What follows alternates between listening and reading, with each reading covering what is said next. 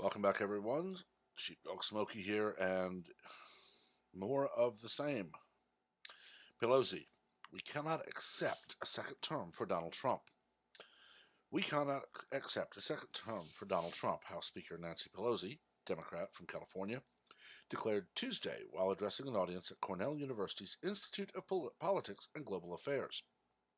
This will sound political, because it is, Pelosi admitted, claiming it is just a fact that another Trump term cannot be accepted. We have to make sure, this will sound political, but we have to make sure that the Constitution wins the next presidential election. We can't be worrying about, well, how long is this going to take? It will take as it does. And we will press the case so that, in the court of public opinion, people will know what is right. But we cannot accept a second term for Donald Trump if we are going to be faithful to our democracy and to the Constitution of the United States. And that is just a fact. 1. Ms. Pelosi, we are not a democracy. We are a representative republic. 2. The Constitution won in 2016 when the Electoral College was not bypassed. Democrats seem to always forget that in their rush to say we must protect the Constitution, they are demanding that we do the opposite and abandon it. Cory Booker and Eric Swalwell are saying that if elected, they will put you and I, legal, law-abiding gun owners, in jail for not surrendering our firearms. Nancy Pelosi is saying that we cannot allow a certain person to win because, of course, the Constitution says that Nancy Pelosi is God. No, I'm sorry, no, it doesn't. It says that if an American citizen, natural born, of 35 years or age or older, receives 270 or more, the majority as set out, of the Electoral College votes, then they are to be inaugurated as president. But you see, facts are pesky little things to Democrats. They don't like them because they use them against everyone but themselves. So we have to operate on many fronts. We have to operate in the Congress, in the courts, and in the court of public opinion. And we must win the next election. I honestly don't have a major problem with her doing campaign speeches and so on. Every candidate does it. Every congressman stumps for their party. But when the House of Representatives' highest member, the Speaker of the House, is on the road telling Americans that to allow Donald Trump to win is going to violate the Constitution, she is spreading lies. Unfortunately, we have states that are already believing her and passing laws in their state that say we will not listen to our state's residents. We will listen to people who don't live in our state. And I'm honestly waiting for the federal government to come down and say, I'm sorry, no. The Electoral College states this. If you don't like it, you can propose a constitutional amendment. You then need either 2/3 of the House and 2/3 of the Senate to pass it, and 3/4 of all states to ratify it, or you need to call a constitutional convention, Article 5, Convention of States. Get a majority of states to pass it through their delegates, and then three-quarters of the states to ratify it. But see, liberals don't like doing that, because what they know is they will never receive a 66% vote in either house, and if they manage to ram an amendment through an Article 5 convention, it will never be ratified, at this point, by 38 states. So they lie, and they obfuscate, and continue. Nancy Pelosi is just as guilty as any of them. Joe Biden wants to tell us he's going to save health care, but he never has time to tell us what that plan is.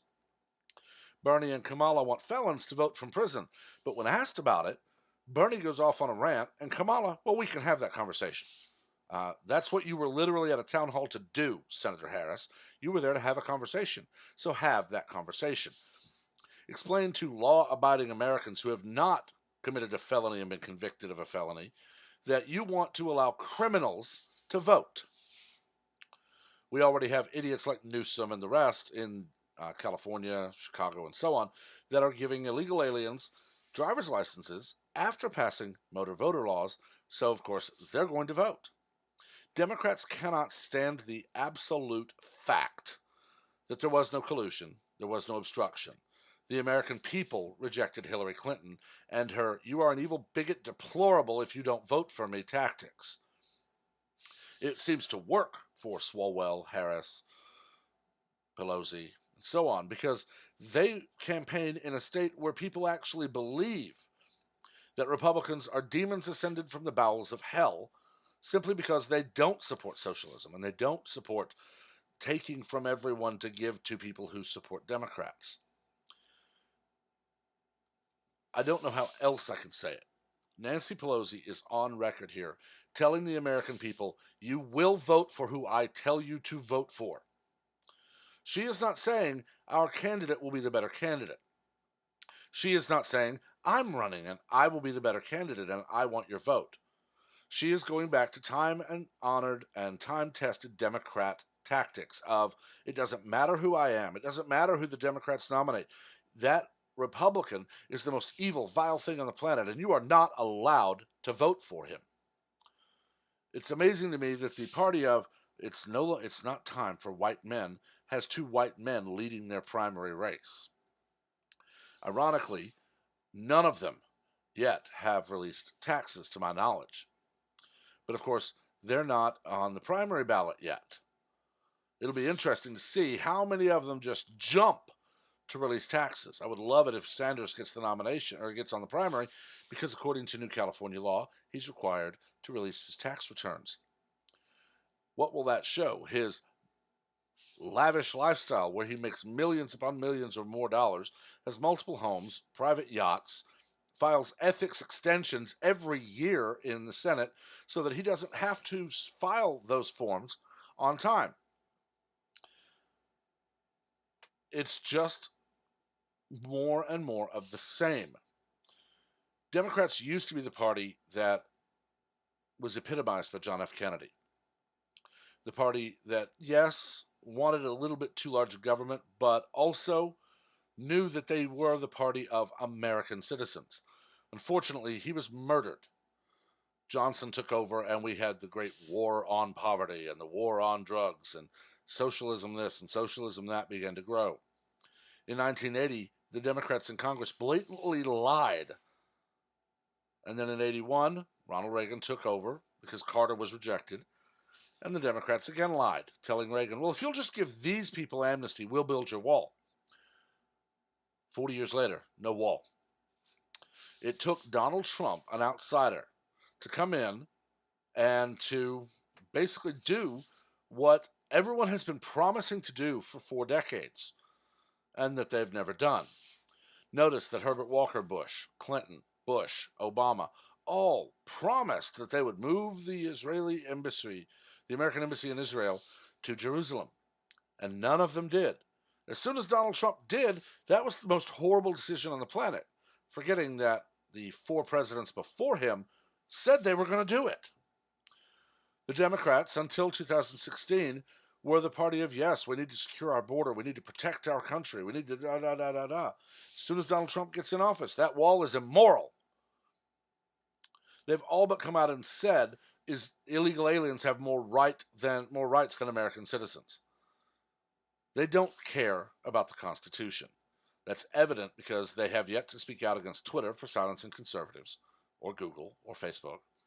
They have yet to stop the just give up your guns, you evil racist bigot idiocy. They keep finding rights that appear nowhere. The only time that gender is mentioned is the amendment to give women the right to vote. And even then, it says that the right to vote cannot be denied based on race or gender. It does not ever say men or women. It is always phrased as citizens. Notice also, marriage, never mentioned. Healthcare, never mentioned. Buying a cake from a privately owned bakery, never mentioned. All these rights that they keep finding are not in the document that Ms. Pelosi here says that we have to defend. But of course, that's the Democratic Constitution where it's pure Orwell. All of us are equal, but some of us are more equal than others. I've said this before, and I pray I'm wrong, but if by some method the Democrats manage to cheat their way into the White House in 2020, this country will fracture. because they will try to issue executive orders just banning guns. And they will try to issue executive orders right and left implementing socialism. And I pray that if that day comes, the military does what I predict, and 90 to 95% of them say, oh, the Constitution's void? Well, our oath is over to you, so we're going to protect the Constitution we swore to. They'll walk off their post, walk to our side, and turn around. And the Democrats will have no arm to enforce their new regime, and the country will be over. Thankfully, we have some good that is showing that. We have counties and cities and states rejecting Democrats by and large.